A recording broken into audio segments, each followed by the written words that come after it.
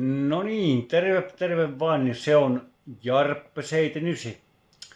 Mä en oikein tiedä, että onko tää nyt kovin fiksu veto, mutta ei tätä ole kyllä kaveri kieltänytkään, mutta täällä YouTuben puolella tuli mulle semmonen viesti, että ei me uskota, että sulla on Rolexi-kello, että kuvaa kelloa, niin toivottavasti mun paras kaveri ei nyt sitten hermostu, koska hän niin kuin antoi tämän kellon mulle lahjaksi, niin kai mä tää nyt sitten saan näyttää, kun tää on nyt sitten mun kello.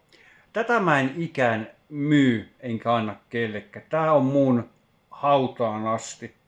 Ja jos väität, että mulla ei ole Rolexia, niin kattokaa.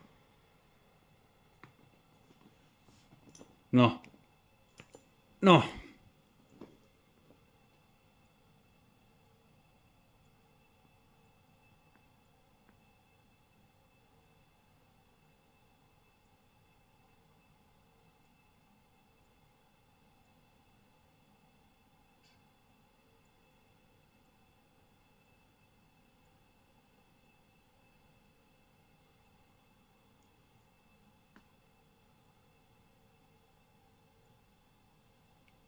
Rolex, Rolex, Rolex.